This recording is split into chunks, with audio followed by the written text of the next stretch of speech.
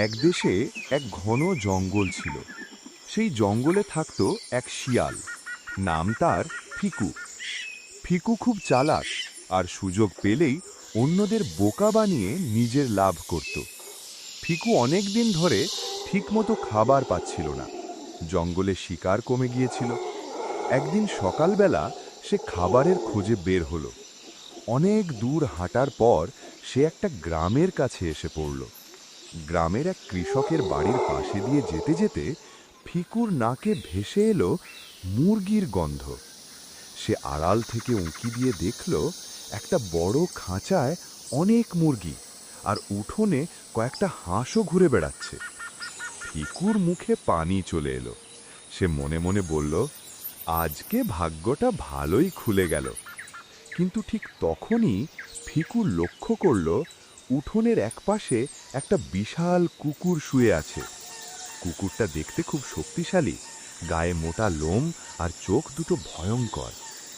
ফিকু একটু থেমে গেল। সে জানত এই কুকুরটা যদি জেগে ওঠে তাহলে আজ আর বাঁচা যাবে না। ফিকু তখন একটা বুদ্ধি করল। সে কুকুরটার কাছ থেকে একটু দূরে দাঁড়িয়ে খুব মিষ্টি গলায় ডাক দিল, ভাই কুকুর, তুমি তো এই বাড়ির খুব বিশ্বস্ত পাহারাদার। কুকুরটা চোখ খুলে তাকালো, তারপর গম্ভীর গলায় বলল, কে তুমি? এখানে কি চাও? ফিকু তাড়াতাড়ি বলল, আমি তো পাশের জঙ্গলের শিয়াল। আমি আসলে তোমাকে একটা জরুরি কথা বলতে এসেছি, কারণ আমি তোমার ভালো চাই। কুকুর সন্দেহ করে বলল, আমার ভালো? শিয়াল আবার কার ভালো চায়? ফিকু হালকা হাসল, তারপর খুব অভিনয় করে বলল, আমি আজ সকালে বাজারের কাছে শুনলাম এই বাড়ির মুরগিগুলোর মধ্যে নাকি রোগ ছড়িয়েছে। কেউ যদি সেগুলো খায় তাহলে তার পেট খারাপ হবে, এমনকি খুব অসুস্থ হয়ে পড়বে। কুকুরটা একদম চমকে গেল। সে ভাবল, মুরগিগুলো যদি অসুস্থ হয় তাহলে মালিক তো বিপদে পড়বে। আমি তো পাহারা দিচ্ছি, আমারই দায়িত্ব। কুকুর তাড়াতাড়ি উঠে দাঁড়ালো। সে বলল, তাহলে তো মালিককে খবর দিতে হবে। ফিকু মাথা নাড়ল, হ্যাঁ ভাই, দ্রুত যাও, না হলে অনেক ক্ষতি হয়ে যাবে। কুকুর দৌড়ে ঘরের ভেতর গেল মালিককে ডাকতে। ঠিক সেই সময় ফিকু সুযোগ বুঝে নিঃশব্দে উঠোনে ঢুকে পড়ল।